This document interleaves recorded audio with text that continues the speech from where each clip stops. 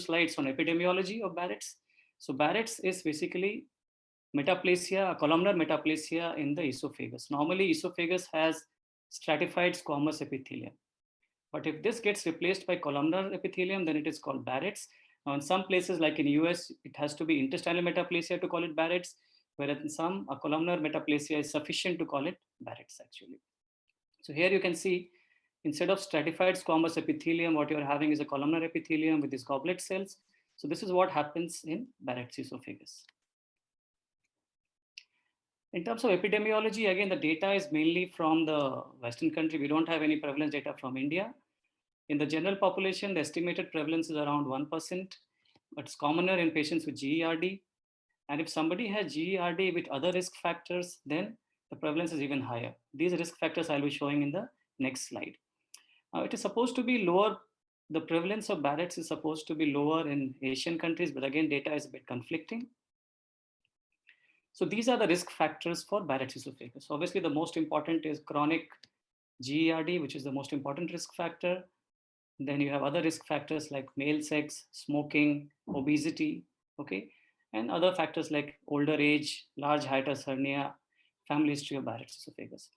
Now, these are not only risk factors for Barrett's per se, but many of these risk factors actually also are risk factors for progression to a dysplasia or even adenocarcinoma. And that's where it's important to know about these risk factors, because if somebody is smoking, then we'll have to ask him to stop smoking, weight reduction in obese patients, because these patients have a higher risk of progression as well, okay? So these are the risk factors for Barrett's. Again, pathogenesis, I won't discuss the details, but just to tell you briefly that, as I said earlier, that metaplasia is a response of an epithelium to injurious stimuli. And Barrett's, the injurious stimuli is actually acid, which is the most important one. They may also be bile and factors like smoking, microbiome, etc. So what these injurious agents do is that they promote pathways which lead to more columnar cytokeratin and inhibit pathways which lead to sort of there is lesser squamous cytokeratin. So there is a promotion of columnar cytokeratin, and therefore you see columnar metaplasia in Barrett's esophagus. So this is again the intestinal metaplasia. This is how the histology of Barrett's looks. You can see the columnar epithelium with these goblet cells. Now, the clinical importance, again, as I said, for metaplasia lies in the fact that some of these lesions may progress to dysplasia and some of them may progress to adenocarcinoma. And that's what we try to prevent when we manage somebody with Barrett's. So what happens without dysplasia, the nucleus is actually normal size located towards the base. But in dysplasia, the nucleus becomes larger in size, it may lose polarity, and then it can sometimes progress to adenocarcinoma. Now, in terms of clinical features, now there are no specific features for Barrett's per se, but because these patients often have a gastroesophageal reflux disease, they may have reflux symptoms like heartburn, regurgitation. But often when we are doing endoscopy for a dyspepsia, we incidentally pick up a finding suggestive of Barrett's.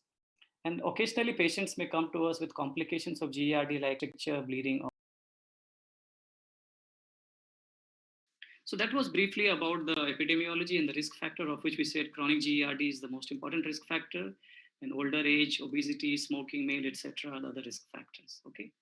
So next we move on to the diagnosis. Now, if you see an appearance on endoscopy like this, then how do you confirm that it is Barrett's esophagus? So the diagnosis, the current standard of diagnosis of Barrett's is basically endoscopy and biopsy. When you do endoscopy and you find this salmon or pink colored mucosa, which extends for at least more than 1 centimeter above the G junction, then you suspect Barrett's. And then in this segment of mucosa, you take biopsies. And if the biopsy shows columnar metaplasia, that's when you confirm that the patient has Barrett's. Now, please remember, sometimes these patients may have significant esophagitis, which may impair histological assessment. So therefore, in those situations, it may be appropriate to treat the patient with PPI for about 3 months and then reassess for the diagnosis as well as dysplasia.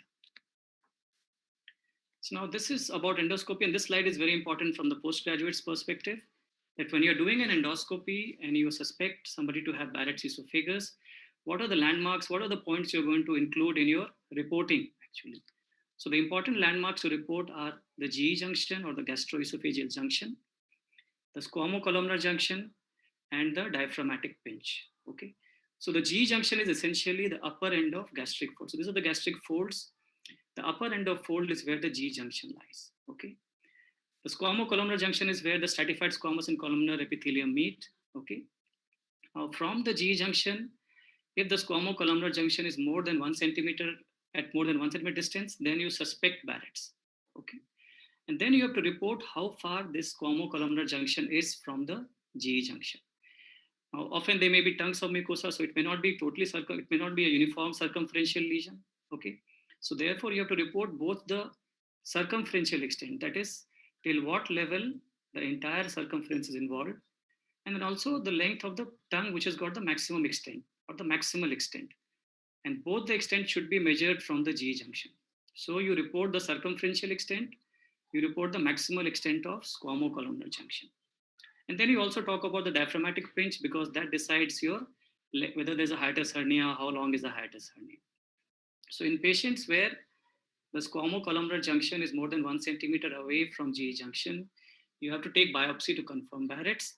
The biopsy which is recommended according to the Seattle protocol is the 4-quadrant biopsy every 2 centimeter. Okay. So just to summarize, the endoscopy report should talk about the circumferential and the maximal extent according to the prior classification, describe hiatus hernia if present. In esophagitis, again, it has implications on management. Then patients with Barrett's may sometimes have focal lesions, especially those with high-grade dysplasia. These focal lesions should be properly described in terms of their Barrett's type as well as the location, because that has a bearing on the management. So these are the important elements to include in endoscopy reporting. So once you have sent the specimen for biopsy, then you have to again look at the pathology report in detail. First of all, you should see if there is columnar metaplasia, because that is what is required to confirm the diagnosis of Barrett's. Then you should look if there's any dysplasia, adenocarcinoma, because that is going to decide your management. If the patient has significant inflammation on biopsy, then inflammation can hamper the assessment of dysplasia. And therefore, in these patients, again, they may have to get PPI and you may have to reassess after 2 to 3 months. And finally, very important to remember that there is significant inter-observer variation in pathologist reporting, especially for low-grade dysplasia. And therefore, experience of pathologist is something which you have to consider when you are looking at the report. So why is this dysplasia in pathology report important? Now, the risk of progression of Barrett's to a high-grade lesion or a carcinoma really depends on dysplasia.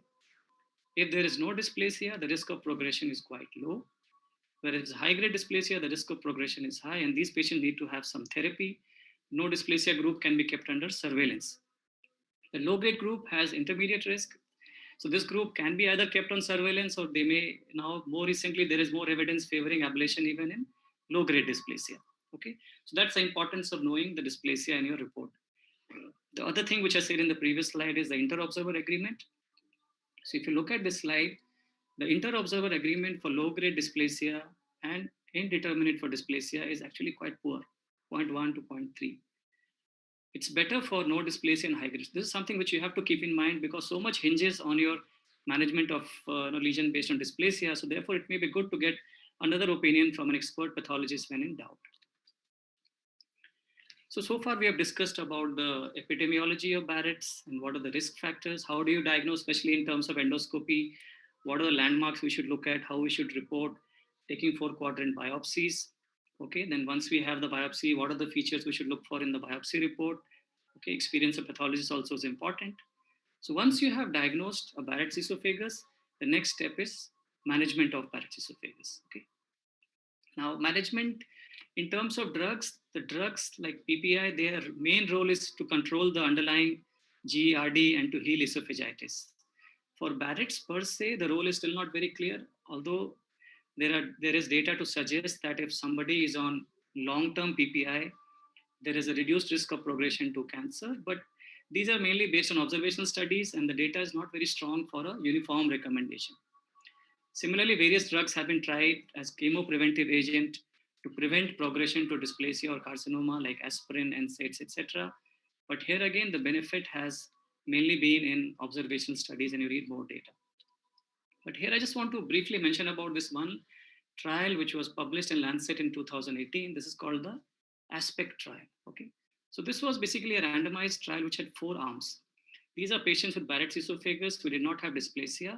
So one group got low dose PPI, one group got high dose PPI, one group had low dose PPI with aspirin, and one group got high dose PPI with aspirin. And the endpoint was combined mortality, high grade dysplasia, or adenocarcinoma. All three together were the endpoint. So in the group which received high dose PPI with aspirin, the endpoints, there were lower number of patients with endpoints compared to the other group. But again, this was an open label trial. There was a significant dropout as well. So based on the current data, there is no uniform recommendation for a chemoprophylaxis or a long-term BPI. So moving on to the management of Barrett's per se. So the management of Barrett's, as I said, depends really on your dysplasia. Most patients will not have any dysplasia. So these patients can be kept on a surveillance endoscopy every 3 to 5 years. Those who are indeterminate for dysplasia, they may be given PPI therapy and reassessed after 3 to 6 months. Now, in patients who have dysplasia, which can be low grade or high grade, there are two things. One is there a focal visible lesion? And then management of the rest of the mucosa. If there is a focal or a visible lesion, like a depressed lesion or nodule, etc., then that has to be removed endoscopically. After you remove the focal lesion, then you have to manage the rest of the lesion. If it is low-grade dysplasia, you have the option of doing either a surveillance, but more recently, meta-analysis has shown that ablation has better outcome than surveillance. So even for low-grade dysplasia, now there is a trend towards offering ablation therapy. Okay. For high-grade dysplasia, there is no doubt. If there is no focal lesion, you directly go to ablation therapy. If there is a focal lesion, you treat the focal lesion. And then for rest of the mucosa, you go for the ablation therapy. If there is adenocarcinoma, if it is superficial, you may attempt endoscopic removal. Otherwise, the patient may have to go for surgery. So what we realize from this slide is that so much depends on your detection of dysplasia. Now think about the 4-quadrant biopsy which we do. When you do just 4-quadrant biopsy, it's a random biopsy. You may not pick up all the dysplastic area. So there is a miss rate. So how can we improve the detection of dysplasia? Because that's what determines what therapy we are offering to the patient. Then if somebody has a focal lesion, what are the endoscopic therapies available for that person? And what are the options of ablation therapies? I'll be discussing briefly about this in the next few slides. So in terms of improving detection of dysplasia, a lot of studies have been published on use of image-enhanced endoscopy, okay, including narrowband imaging, etc. And meta-analysis has shown that they detect 30% more dysplastic lesions than a normal white light. Other technology called acetic acid application, this again has been shown to pick up more dysplastic lesions. Then you have newer technologies like VLE or volumetric laser endomicroscopy or confocal laser endomicroscopy. So among this, now quite a few centers in our country have NBI. This is something which I use in my practice as well. So a few slides on NBI. So when you do narrowband imaging, if you look at the pattern of Barrett's, the pattern can be ridge type, it can be villus, it can be any type. So by looking at the pattern alone, you cannot be sure if it is Barrett's. You need to take biopsy. Okay. The main benefit of NBI or image enhancement lies in the fact is that it picks up more dysplastic lesion and it picks up higher grades of dysplasia. So for Barrett's, there is a very simple classification proposed by Dr. Pradeep Sharma and group. And they have just said that you look at the surface pattern or the mucosal pattern and you look at the vascular pattern. If there is any irregularity in any of them, then the lesion, then there's 85% chance that the lesion you're dealing with is dysplastic lesion. Okay, so very simple to remember. So I'll just show you a couple of examples. This is one of our patients with Barrett's. Now in this area, this is the white light where you can't make out the details. But when you do NBI, you can see the surface in the vascular pattern, which is quite regular. So there's no dysplasia in this particular case. But if you look at this example, there's another patient of our patient with Barrett's. So here on white light, everything looks similar. But on NBI, if you see, some areas, the vascular pattern looks abnormal compared to the rest. So if you had NBI, then you will definitely target and take biopsy from here, because a random biopsy may or may not target this. You may take random biopsy from here and here if you had only white light endoscopy. So it helps us in targeting biopsy. But please remember that as of now, we still cannot get away with 4-quadrant biopsy. So even though NBI is good, it helps you in taking targeted biopsy. You still have to take the 4-quadrant biopsy and then do targeted biopsy for abnormal area on NBI or any other image enhancement endoscopy. So that was about improving the detection of dysplasia. So as I said, image enhancement, something available in many centers we can use. The acetic acid technology, again, I'm not discussing because of lack of time. In terms of endoscopic removal of lesion, so the lesion can be removed by EMR, which is endoscopic mucosal resection.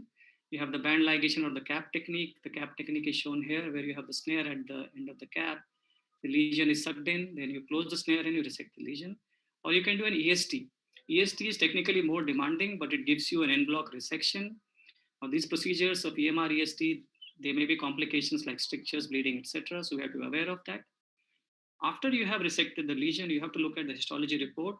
If there is cancer in the report, then these features should be there to say that you have done a curative resection. There should be good differentiation. The margin should be free of tumor. There should not be deep submucosal involvement, and there should not be lymphovascular involvement. If any of the things is not there and present, then the patient has to go for surgical therapy. Okay. And finally, as I said, endoscopic ablation therapy is required for all patients with high-grade dysplasia. So if you have high-grade dysplasia, if the focal lesion you treat endoscopically, after focal lesion is treated, you go for ablation. If there is no focal lesion, you directly go for ablation therapy. Okay. And this ablation therapy, obviously, there are different technologies, of which we have the radiofrequency ablation, the cryotherapy, and the APC. The most popular one is the radiofrequency ablation. Patients may require up to 3 to 4 sessions. Okay. The endpoint of therapy for this is basically the patient should have complete remission of intestinal metaplasia, what is called as CRIM. Okay, so that should be the endpoint of therapy with radiofrequency or any ablation therapy. Now, please remember that even after you have done the ablation therapy, there is still a risk of recurrence, and therefore, doing ablation therapy doesn't mean the patient should not be on surveillance. Patient still has to be on surveillance after ablation therapy. The current recommendation is that you should do surveillance at 3, 6, 12 months and then annually.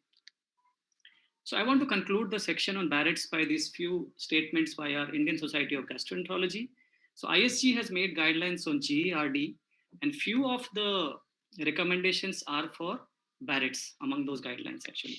So for diagnosis of Barrett's, you just need columnar metaplasia. You don't need intestinal metaplasia as in the US. The presence of columnar metaplasia is sufficient to diagnose Barrett's. It should be at least 1 centimeter, more than 1 centimeter. Unlike in Japan, where even a smaller segment is considered to be Barrett's, we need more than 1 centimeter of distance between the G junction and the squamocolumnar junction. And finally, they also say that there is no study from India to support routine surveillance in patients with no dysplasia. Now, this doesn't mean that we should not do surveillance. Basically, there's no evidence, doesn't mean that surveillance is not beneficial. What they're saying is that right now we don't have data from India, but I think we have to make individual decision about our patients which we see. So that was about Barrett's. Now a little bit about gastric intestinal metaplasia. So that we discussed about intestinal metaplasia in the esophagus. Now this intestinal metaplasia can also be seen in the stomach. Okay. So again, as the name suggests, the gastric epithelium is replaced by intestinal epithelium. If the intestinal epithelium resembles small intestinal epithelium, then it is called complete metaplasia. Now, this is characterized by the brush border cells, the mature goblet cells. You see the brush border here, the mature goblet cells. If the intestinal metaplasia resembles, if the epithelium resembles colonic epithelium, then it is called incomplete metaplasia. So if it is a small intestinal epithelium, it is called complete metaplasia. Colonic epithelium, it is called incomplete metaplasia. So they are divided into type 1, 2, and 3. Type 1 is same as complete metaplasia, where the epithelium resembles small intestine and the columnar cells do not have mucin. But in type 2 and type 3, which are colonic, there the columnar cells contain mucin. In type 2, the columnar cells have sialomucin. In type 3, the columnar cells have sulfomucin. Now, these mucin require special stain like Alcian blue or iron diamine, which is not available freely. And so it's not done in most of the centers, actually, including even we don't do it in our center as well. But the importance of this lies in the fact is that somebody with type 2 and 3, the risk of progression to cancer is more compared to type 1. Now, it's not only important to know about metaplasia, it's also important to know how extensive is the metaplasia.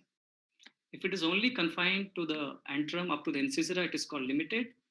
If it extends to the body of stomach, then it is called extensive metaplasia. Again, extensive metaplasia has a higher risk of progression to gastric cancer. So in terms of epidemiology, we don't have much data from our country. There was a recent review published in Gastroenterology, which has looked at prevalence in different parts of the world. And they have estimated that in South Asia, it may be around 10%, but this was a low certainty data.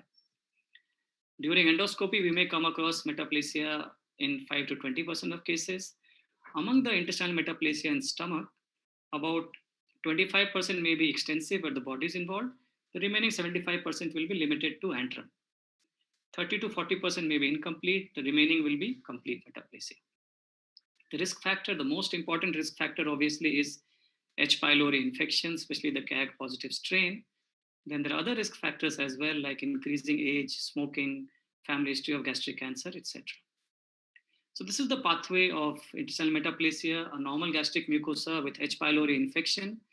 Gastritis sets in, which can progress to atrophy, and then it can progress to intestinal metaplasia. Up to here, you see the arrow is bidirectional, so it can reverse back. Beyond this, some patients may progress to dysplasia and cancer, same as in Barrett's. That's where lies the clinical importance of intestinal metaplasia in stomach, that some patients may progress to dysplasia or cancer. So all the intestinal metaplasia is not same, okay? The risk of gastric cancer depends on other features as well. So if somebody is Asian, the risk is higher. In incomplete metaplasia, the risk is more than it is in complete metaplasia. If somebody has extensive metaplasia, then the risk is more than somebody who has just got limited metaplasia in the antrum. So if you have a person of Asian descent who's got incomplete metaplasia and extensive metaplasia, the risk of cancer is highest in that particular individual. In terms of clinical features, again, these are incidental findings. You don't have any specific symptoms of metaplasia. Often patients have symptoms of dyspepsia. The 5-year risk of progression to high-grade dysplasia or gastric cancer is around 2 to 3%. However, in some patients, the lesion are known to regress as well. Okay. So that was about the risk factor and pathogenesis.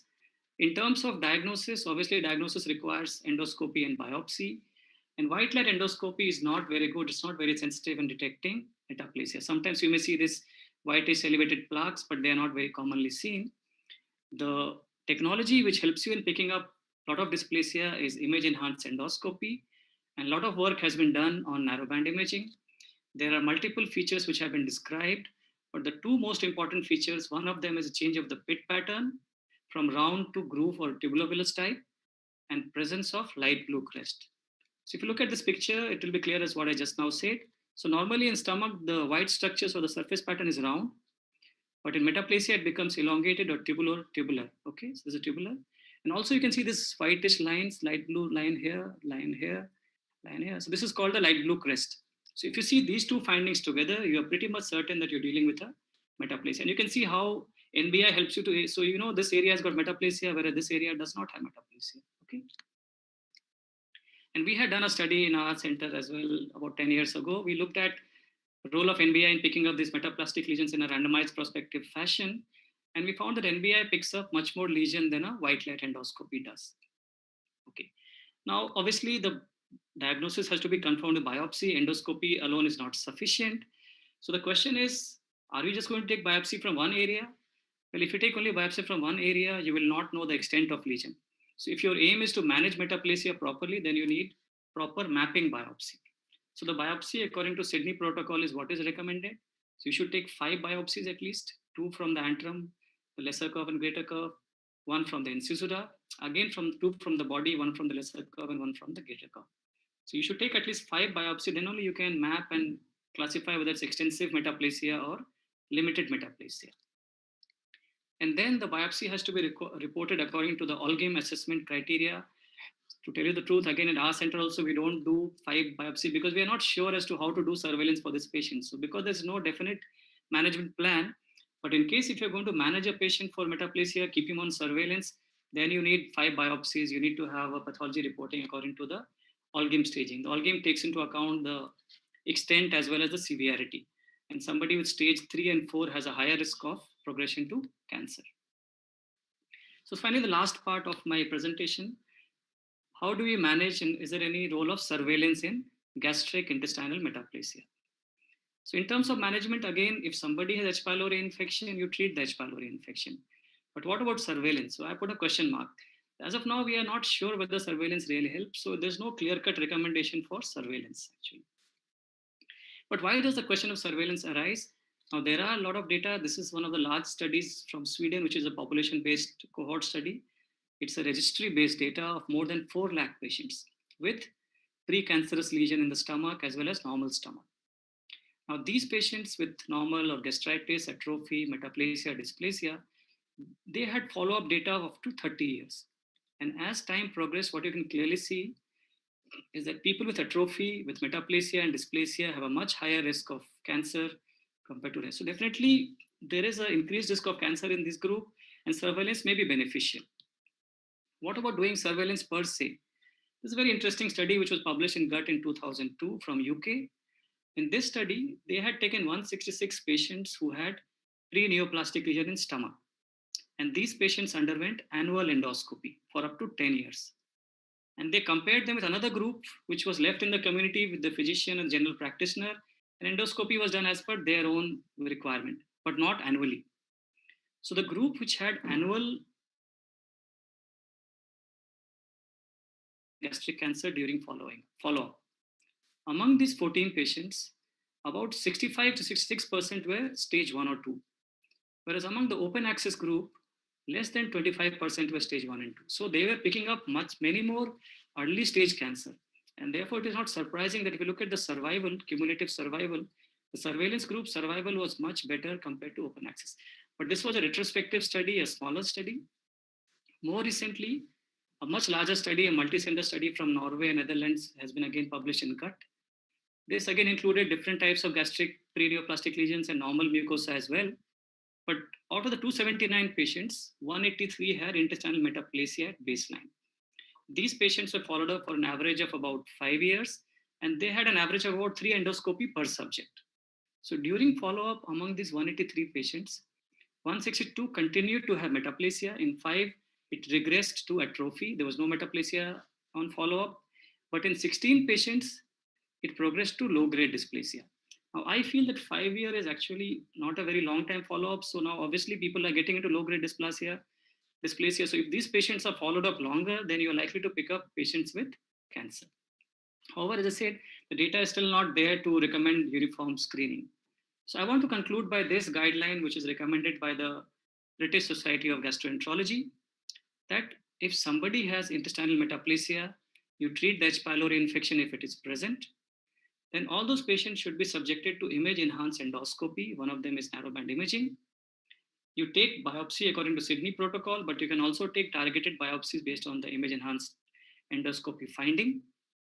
If the patient has extensive metaplasia, that is the metaplasia extends to body, or if the patient has metaplasia along with family history of gastric cancer, then these patients should be kept on a 3-yearly endoscopic surveillance with image-enhanced endoscopy. This is again like an expert opinion, but as I said, until more data comes, we can't recommend uniform screening, but we can use it for individual patient based on the risk factors.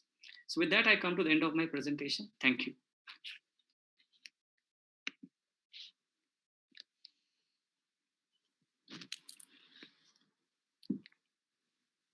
So you're muted, sir.